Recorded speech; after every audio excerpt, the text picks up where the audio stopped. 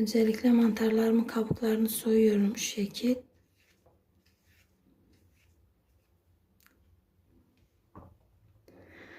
Mantarlarımın kabuklarını soydum. Şimdi onları ince ince doğrayacağım. Merhaba arkadaşlar. Arkadaşlar size bahsetmiştim onkoloji kontrollerimden. Onkoloji kontrolüme gittim. Sonuçlarım çıktı arkadaşlar. Sonuçlarımı aldım. Bunu da sizlerle paylaşayım. Çok endişeliydim tabii. Sonuçlar çıkana kadar bayağı bir üzüldüm. Bayağı bir strese girdim. Uykularım kaçtı. Yatamadığım zamanlar oldu. Endişelerim fazla oldu. Arkadaşlar sonuçlarım çok iyi, temiz çıktı. İyi çıktı.